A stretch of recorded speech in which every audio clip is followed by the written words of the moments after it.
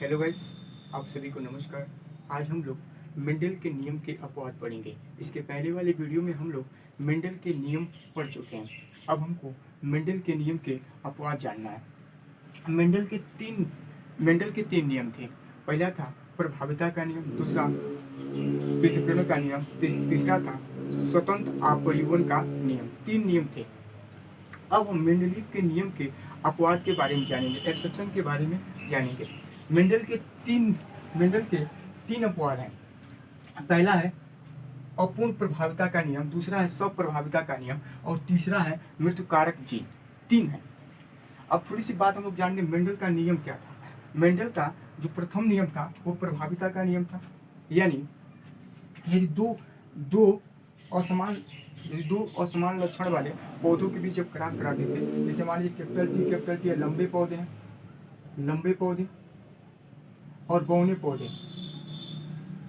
पौधे small T, इनके बीच जब क्रॉस कराते थे तो F1 जनरेशन में इनके बीच जब क्रॉस कराते थे ये गैमेट्स बन जाता था। और इनके बीच जब क्रॉस कराते थे तो कैपिटल टी स्मॉल टी, यानी ये सभी लंबे पौधे होते थे। प्रथम F1 जनरेशन में प्रथम पीढ़ी में सभी लंबे पौधे होते थे, जिसे हम यहाँ पे जो कैपिटल टी है ये प्रभावी लक्षण शो करता था और यह अप्रभावी स्मॉल टी था अप्रभावी था। इसे हम प्रभाविता का नियम कहते थे। लेकिन यहाँ पे क्या है, यहाँ पे क्या हुआ कि कुछ प्लांटों में यह नियम लागू नहीं होता था। कि यानी प्रथम पीढ़ी में यह लक्षण शो नहीं करते थे, एक नया लक्षण शो कर लेते थे, एक मध्यवर्ती लक्षण शो कर लेते थे। उस कई प्लांटों में ऐसा देखने को मिला, जैसे कि कोरेन साहब ने क्या किया, एक गुलबास का प्लांट लिया, गुलबास का एक प्लांट लिया जिसमें उनके पौधों के बीच उनके फूलों के बीच क्रॉस कराए। तो उन्होंने देखा कि एक नए कैरेक्टर डेवलपमेंट हो जाता है, एक नए कैरेक्टर शो करता है। अतः जो मेंडल का प्रभाविता का नियम था वो गलत हो रहा था, यानी वो उनका नियम शो नहीं कर रहा था। इसीलिए अब क्या हुआ, इसे हम अपूर्ण प्रभाविता का नियम दिया गया। अपूर्ण प्रभाविता का नियम कहते हैं। अच्छा, अपूर्ण प्रभाविता का नियम किसे कहते हैं, थोड़ी सी हम डिफिनेशन समझ लें। ये तीन अपवाद आए। एक अपवाद आया अपूर्ण प्रभाविता, एक स्वप्रभाविता, एक मृत्यु कारक जीन। ये तीन अपवाद हैं। पहला जो है अपूर्ण प्रभाविता क्या है, जब दो विपरीत लक्षण वाले पौधों के बीच जब क्रॉस कराते हैं तो एक मध्यवर्ती लक्षण उत्पन्न हो जाता है, जिसे अपूर्ण प्रभाविता कहते हैं। एक मध्यवर्ती मतलब दो लक्षणों के बीच जब क्रॉस कराएंगे तो मेंडल के नियमानुसार उन्हीं दोनों में से एक लक्षण आना चाहिए। यानी जो कैपिटल टी था यही अपना लक्षण क्या कर रहा था, शो कर रहा था, ये प्रभावी लक्षण था। स्मॉल टी क्या था, रिसेसिव का काम कर रहा था, अप्रभावी लक्षण का काम कर रहा था। यानी उसी दोनों में से एक लक्षण आ रहा था। लेकिन यहाँ पे क्या हो रहा है, इन दोनों के मध्य क्या यहाँ पे हो जाएगा, यहाँ पे दोनों के मध्यवर्ती एक लक्षण शो कर लेता है, जिसे हम कहते हैं, जिसको हम अपूर्ण प्रभाविता कहते हैं। इनकम्प्लीट डोमिनेंस कहते हैं। क्या होता है, दो विपरीत लक्षण वाले पौधों के बीच जब हम लोग क्रॉस कराते हैं तो एक मध्यवर्ती लक्षण उत्पन्न हो जाता है, उसे हम कहते हैं अपूर्ण प्रभाविता का नियम कहते हैं। इस नियम को कोरेंस ने 1903 ईस्वी में देखा था। 1903 ईस्वी में देखा था। इस नियम को कोरेंस साहब ने 1903 ईस्वी में देखा था। उन्होंने क्या किया, उन्होंने एक पौधा था, गुलबास का एक पौधा था, जिसको हम इंग्लिश में 4 o'clock प्लांट भी कहते हैं। उन्होंने इस प्लांट में ऐसे लक्षण देखे थे। उन्होंने क्या किया कि दो विपरीत लक्षण वाले फूलों के बीच क्या किया, एक फूल लिया उन्होंने, एक गोल शुद्ध लाल ले लिया उन्होंने, एक गोल शुद्ध लाल लिया और एक गोल शुद्ध सफेद लिया।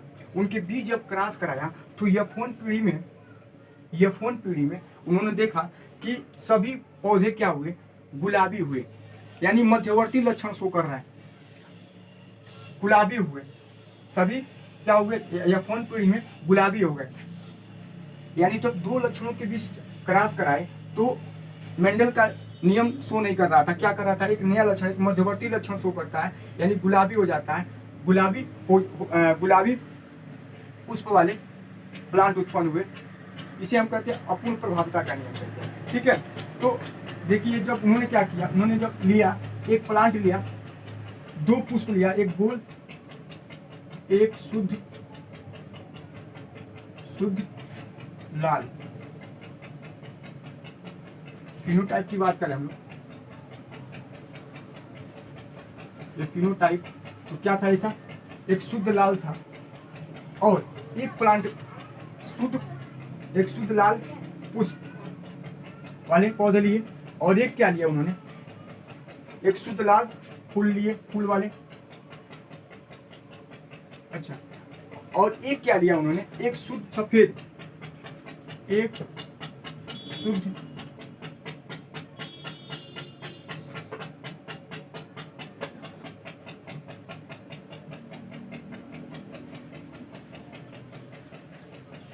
उन्होंने क्या किया कि गुलबास के पौधों में क्या किया, एक शुद्ध लाल वाले प्लांट, शुद्ध लाल पुष्प वाले प्लांट को और एक शुद्ध सफेद फूल वाले प्लांट को के बीच जब क्रॉस कराया, ठीक है, तो अब जीनोटाइप की बात कर ले हम लोग,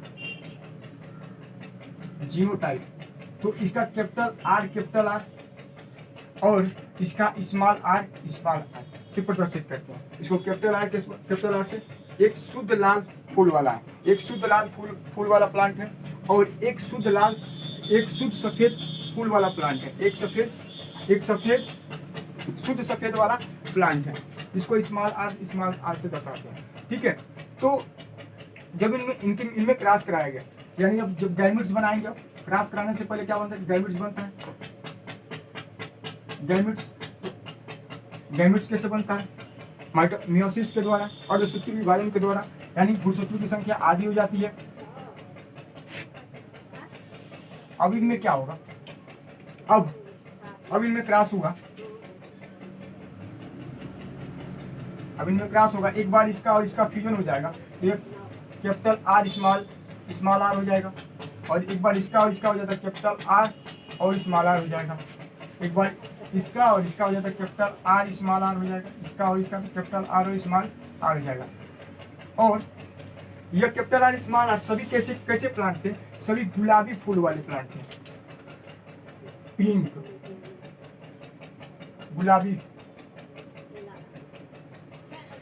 गुलाबी फूल वाले पौधे थे।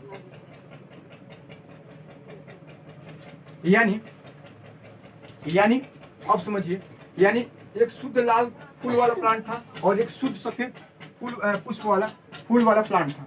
तो उनमें जब क्रॉस हुआ तो एक मध्यवर्ती लक्षण आ गया, जो क्या हुआ, गुलाबी फूल वाले पौधों का निर्माण हुआ। यानी क्या हुआ, एक मध्यवर्ती लक्षण आ गया, इसको हम कहते हैं अपूर्ण प्रभाविता का नियम कहते हैं, इसे अपूर्ण प्रभाविता का नियम कहते हैं। यहाँ पे हमने डिफिनेशन में लिख दिया है, दो विपरीत लक्षण वाले कुछ पौधों में संक्रमण कराने पर प्रथम पीढ़ी में एक मध्यवर्ती लक्षण प्रकट होता है, जिसे हम अपूर्ण प्रभाविता का नियम कहते हैं। इसको कोरेंस ने 1903 ईस्वी में गुलबास के पौधों में पाया था। ठीक है, देखा था, गुलबास के पौधों में देखा था। उन्होंने क्या किया, एक गुलबास के पौधों में एक शुद्ध लाल वाले फूल वाले प्लांट लिए और एक शुद्ध सफेद फूल वाले प्लांट लिए। जब उनमें क्रॉस कराया तो उनमें देखा कि F1 जनरेशन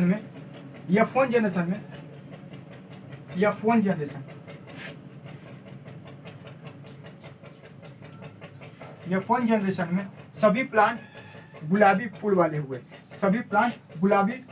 हुए, अगर मेंडल के नियम की बात करें, यहाँ पे मेंडल के नियम की बात करें तो यहाँ पे सभी पुष्प लाल होना चाहिए था।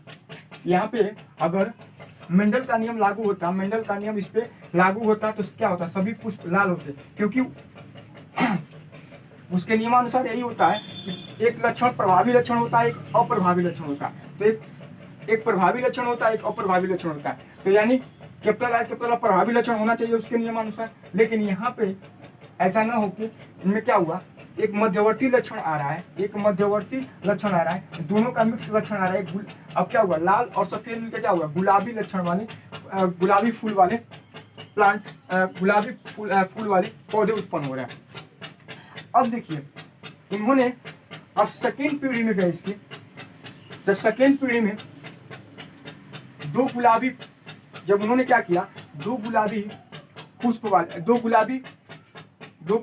गुलाबी पुष्प को के बीच जब क्रॉस कराए, जब दो गुलाबी पुष्प के बीच जब क्रॉस कराए, तब देखे कि एक संबंधित दो संबंधित एक का अनुपात में, एक संबंधित दो संबंधित एक के अनुपात में प्लांट उत्पन्न हुए।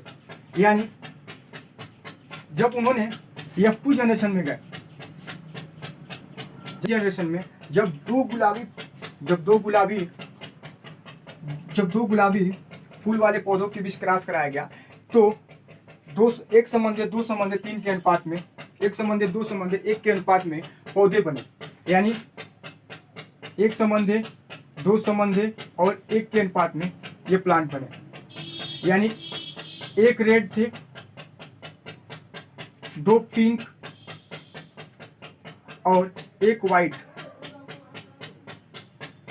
एक लाल पुष्प वाले प्लांट बने, एक दो गुलाबी फूल वाले पौधे बने और एक सफेद फूल वाले पौधे बने। जब उनको दो गुलाबी पुष्प वाले पौधों को जब सेकेंड पीढ़ी में क्रॉस कराया गया, सौ परागण कराया गया, तो सेकेंड पीढ़ी में देखा गया कि एक संबंधित दो संबंधित एक के अनुपात में प्लांट बने, एक संबंधित दो संबंधित एक के अनुपात में। यानी एक रेड, दो पिंक और एक वाइट बना। अब हम लोग क्रॉस करा के देखते हैं कि कैपिटल आर स्मॉल आर, ठीक।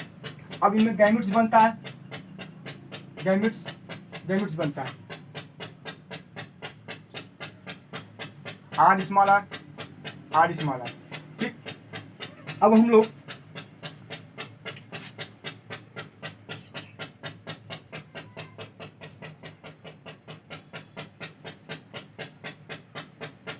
ये मेल हो गया और ये फीमेल हो गया, capital R small R, capital R और स्मॉल आर। एक बार इसका और इसका क्रॉस हो गया, इसका और इसका क्रॉस कराए तो कैपिटल आर और स्मॉल आर हुआ, कैपिटल आर हुआ, इसका एक कैपिटल आर स्मॉल आर और इसका कैपिटल आर स्मॉल आर, इसका स्मॉल आर।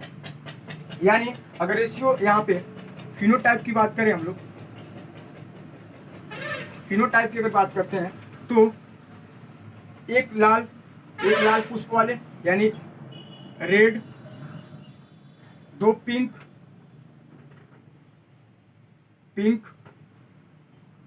और एक वाइट,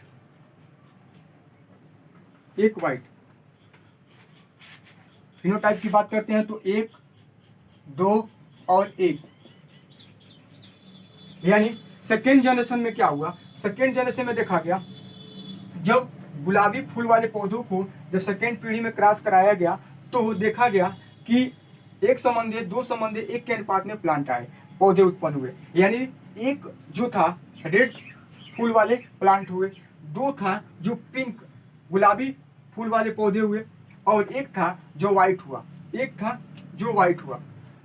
इसको हम कहते हैं अपूर्ण प्रभाविता का नियम कहते हैं। यह अपूर्ण प्रभाविता का नियम कहते हैं क्योंकि यह पूर्ण रूप से मेंडल के नियम को शो नहीं करता, पूर्ण रूप से मेंडल के नियम को प्रदर्शित नहीं करता।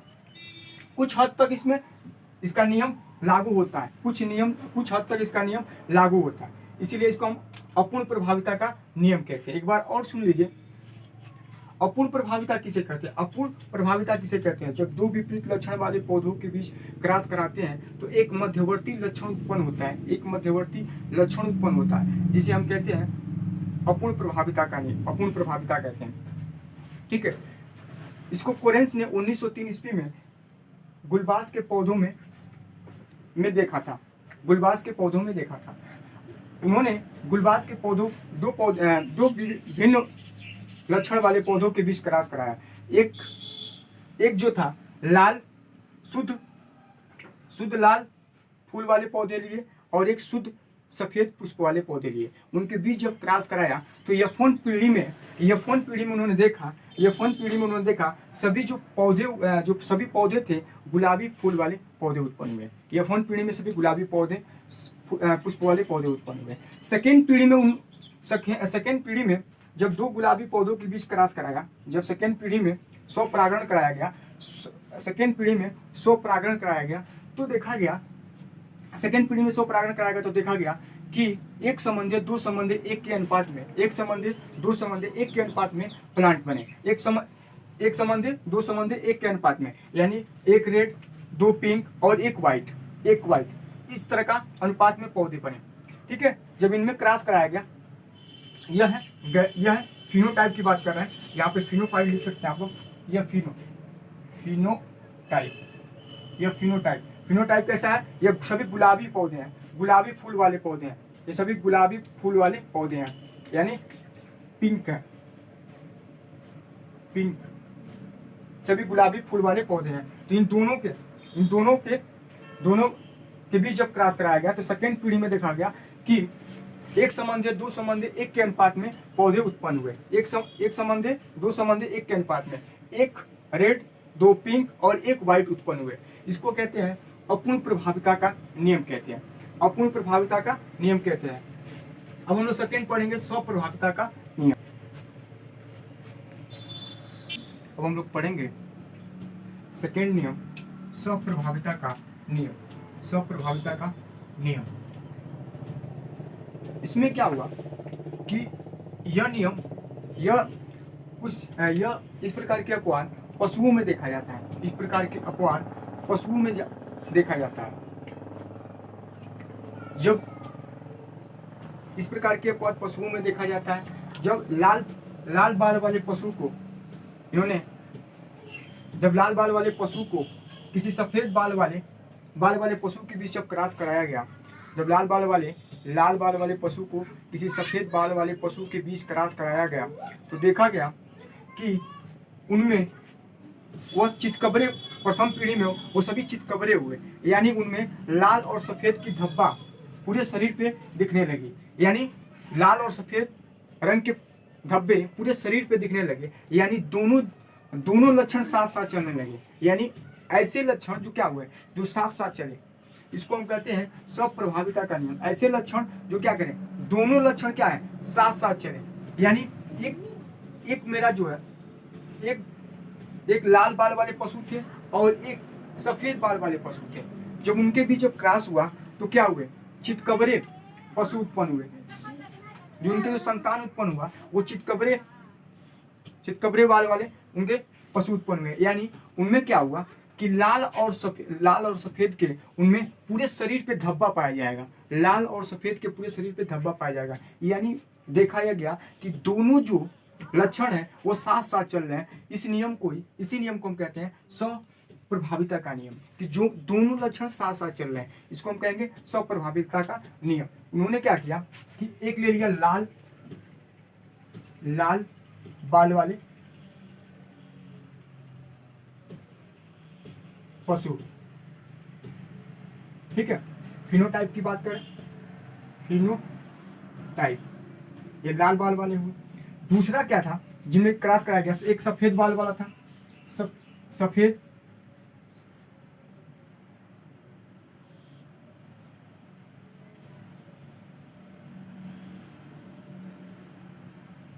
पशु। अब जीनोटाइप की बात करें, ठीक। अब इनको कैपिटल आर से प्रदर्शित करेंगे, इसको स्मॉल आर से प्रदर्शित करेंगे। जब इनमें अब देखिए इनमें गैमेट्स बनेगा,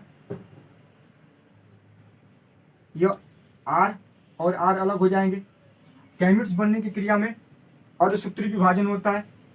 मियोसिस की क्रिया होती है, और अब इनमें हो जाएगा क्रॉस हो जाएगा, इनमें क्रॉस हो जाएगा। अब क्या हो जाएंगे, कैपिटल आर स्मॉल आर, एक बार यह और यह मिलकर कैपिटल आर स्मॉल, एक यह और यह मिलकर कैपिटल आर स्मॉल आर, और यह मिलकर कैपिटल आर स्मॉल आर, और यह मिलकर कैपिटल आर स्मॉल आर। यानी प्रथम पीढ़ी में क्या होंगे, सभी चितकबरे होंगे, रुइन होंगे। जो पशु उत्पन्न होंगे, जो एनिमल उत्पन्न होंगे, वो सभी क्या होंगे, चितकबरे होंगे, चितकबरे होंगे।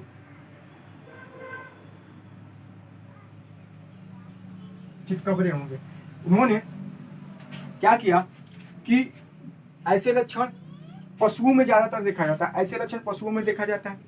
उन्होंने क्या किया, लाल बाल वाले पशु को सफेद बाल वाले पशु के बीच क्रॉस कराया गया, तो देखा गया कि F1 पीढ़ी में सभी चितकबरे यानी लाल और सफेद के उनके पूरे शरीर पे धब्बा बन गई, धब्बा रूप में बन गया। यानी दोनों लक्षण 7 साल चलता है। स्वप्रभाविता के नियम में दोनों लक्षण 7 साल चलते हैं, इसे हम स्वप्रभाविता का नियम कहते हैं। यानी F1 पीढ़ी में हम लोग देखें तो सभी जो सभी पशु थे, एनिमल थे, ये सभी क्या है, चितकबरे हैं। उसके बाद उन्होंने इसको 2 चितकबरे पशुओं के बीच क्रॉस कराया गया। जब 2 चितकबरे पशुओं के बीच क्रॉस कराया गया, F2 जनरेशन में 2 चितकबरे पशुओं के बीच जब क्रॉस कराया गया, तो देखा गया 1 संबंधी 2 संबंधी 1 के अनुपात में पशु उत्पन्न हुए, 1 संबंधी 2 संबंधी 1 के अनुपात में पशु उत्पन्न हुए, जिसमें एक रेड मतलब एक लाल बाल वाले, 2 चितकबरे और 1 सफेद बाल वाले पशु उत्पन्न हुए। 2 यानी 1 संबंधी 2 संबंधी 1 में, यानी एक रेड बाल वाले, 2 रुइन चितकबरे, और एक जो थे वह वाइट बाल वाले थे। सेकेंड पीढ़ी में जब देखा गया, सेकेंड पीढ़ी में जब 2 चितकबरे पशुओं के बीच जब क्रॉस कराया गया, सेकेंड पीढ़ी में F2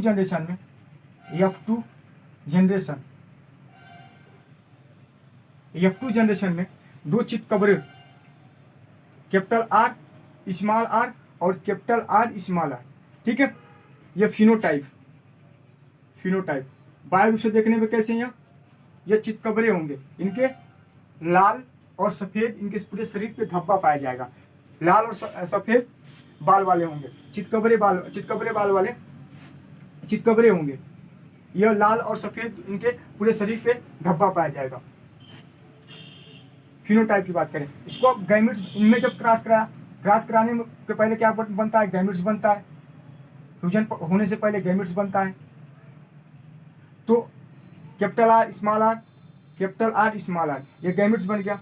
अब इनमें फ्यूजन होगा सेकेंड पीढ़ी में।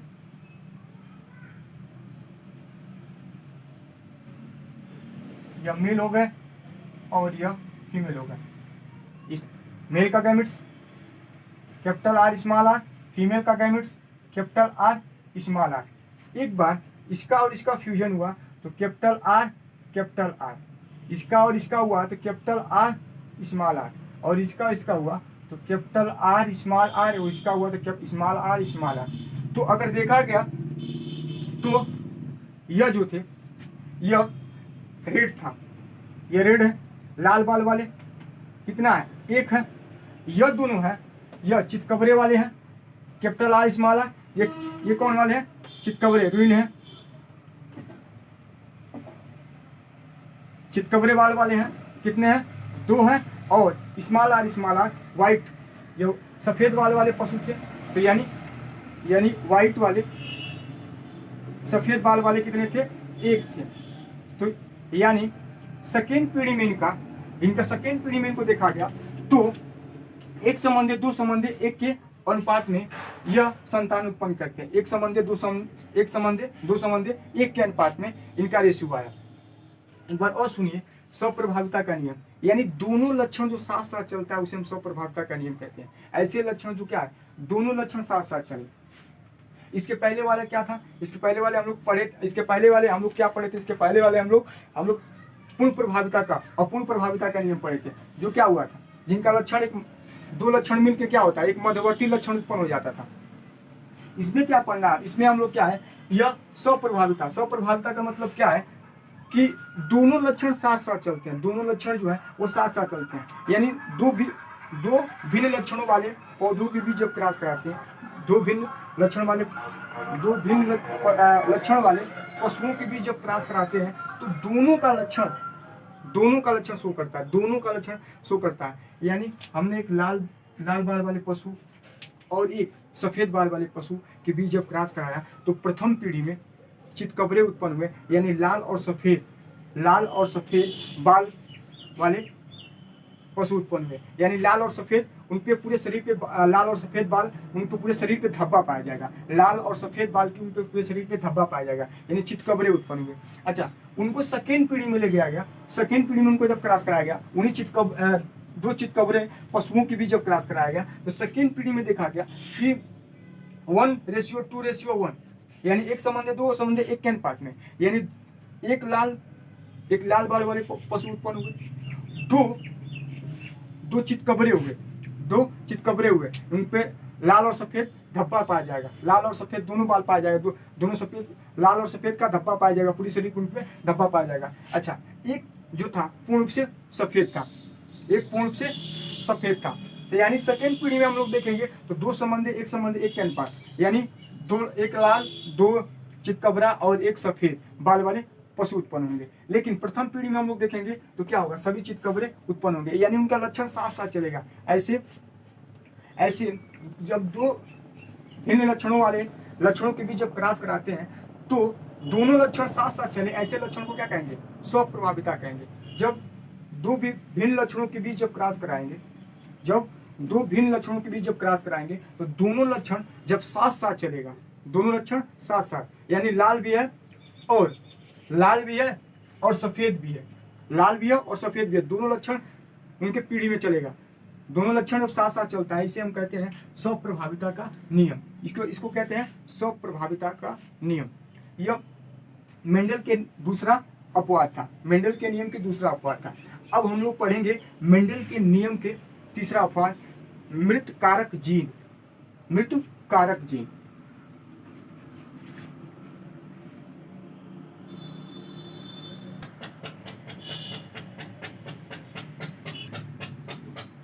सेकेंड हम पढ़ेंगे और अपवाद पढ़ेंगे हम लोग मृतकारक जीन। ऐसे जीन चूहों में पाया जाता है, चूहा में पाया जाता है, ऐसे जीन जब पीले बाल वाले और भूरे बाल वाले, ये मेल थे और ये फीमेल,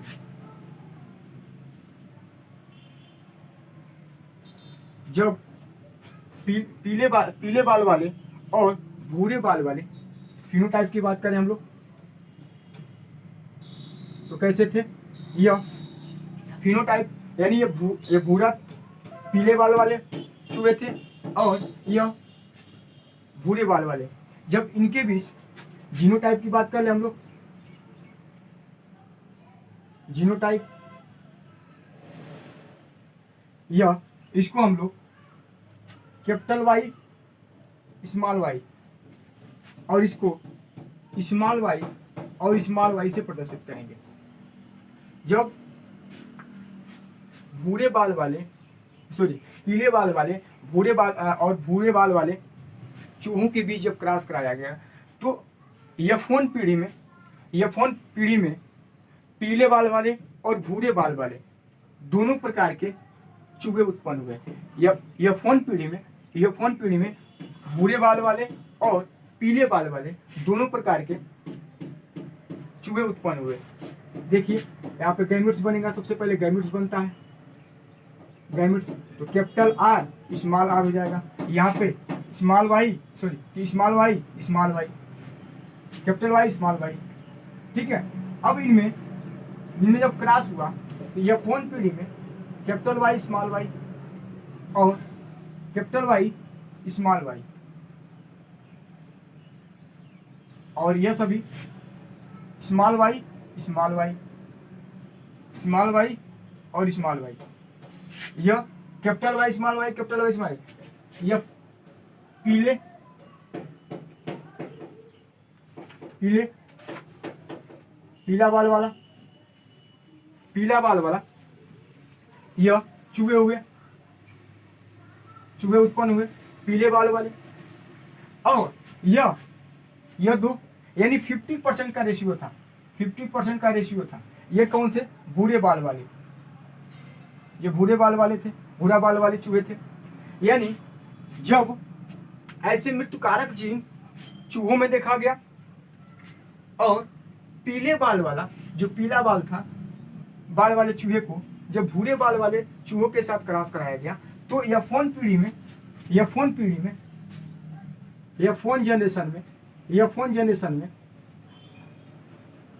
जनरेशन में देखा गया कि पीले बाल वाले चूहे और भूरे बाल वाले चूहे, यानी 50% पीले बाल वाले और 50% भूरे बाल वाले चूहे उत्पन्न हुए। लेकिन जब सेकेंड पीढ़ी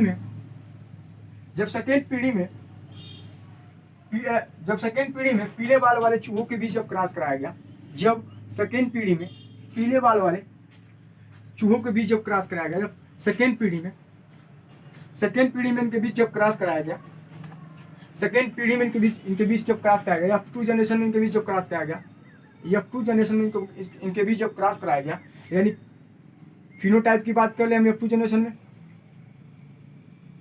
तो कैपिटल वाई स्मॉल वाई, ठीक है। अब इसका गैमेट्स बनता है, गैमेट्स बनता है, जीनोटाइप। गैमेट्स बनेगा कैपिटल वाई और small Y, capital Y small Y. अब हम लोग क्या बनाते हैं, यानी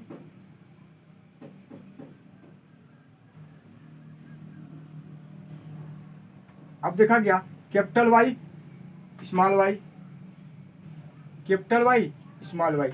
अब इनके और इनके बीच क्रॉस कराया गया, कैपिटल वाई आए, ठीक है, कैपिटल वाई और इनके बीच कैपिटल वाई स्मॉल वाई, और इनके और इनके बीच कैपिटल वाई स्मॉल वाई और स्मॉल वाई। यानी अब वो देखा गया कि कैपिटल वाई जो कैपिटल वाई जीन वाले जो चूहे थे, या तो वो मरे हुए पैदा हुए, या मरने के या पैदा होने के बाद मर गए, या तो जो कैपिटल वाई थे, यानी जो कैपिटल वाई है, यह मृत्युकारक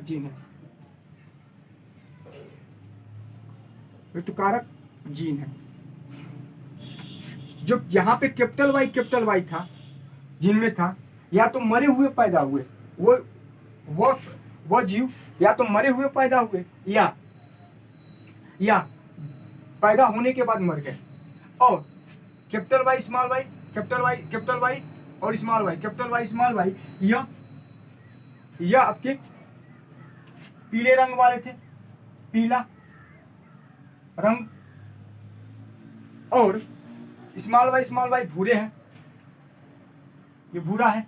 तो दो संबंधे एक के अनुपात मिला, यानी दो संबंधे एक के अनुपात में मिले, यानी सेकेंड जनरेशन में जो उनके संतान थे, तो दो संबंधे एक के अनुपात में उत्पन्न हुए, और एक संतान उनका मृत्यु, जो कैपिटल वाई आ रहा था, वो क्या था, जिनमें कैपिटल वाई जिन थे, उनके डेथ हो जाते थे, या मरे हुए पैदा होते थे, या पैदा होने के बाद मर जाते थे। तो इसको हम कैपिटल वाई को मृत्युकारक जीन कहते हैं। एक बात और सुन लीजिए, मृत्युकारक जीन चूहों में पाया जाता है। जब पीले बाल वाले चूहों को भूरे बाल वाले चूहों के बीच जब क्रॉस कराया गया, तो यह फोन जनरेशन में 50% का रेशियो आया, यानी जो पीला बाल वाले चूहे थे वो 50% आए थे, 50%, और 50% भूरे बाल वाले आए थे। लेकिन जब सेकेंड जनरेशन में इसको क्रॉस कराया गया, जब सेकेंड जनरेशन में क्रॉस कराया गया फिनोटाइप,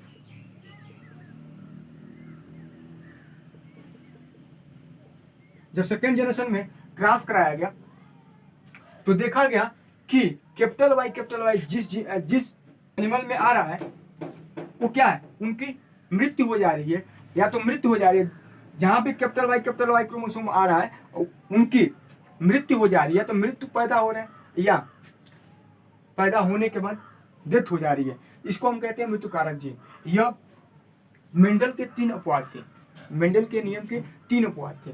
पहला था अपूर्ण प्रभाविता का नियम था, दूसरा था सह प्रभाविता का नियम, और तीसरा था मृत्यु कारक जीन। यह पूर्ण रूप से मेंडल के नियम के अपवाद पूर्ण रूप से समाप्त होते हैं। आज का बस यहीं तक। अगले वीडियो में हम लोग मेंडल के लिंग निर्धारण सीखेंगे, लिंग निर्धारण सेक्स डिटरमिनेशन के बारे में हम लोग अध्ययन करेंगे। आज का बस यही तक। आप सभी को नमस्कार। वीडियो अच्छा लगा हो तो वीडियो को लाइक कर दीजिए और हमारे चैनल को सब्सक्राइब कर लीजिए। धन्यवाद।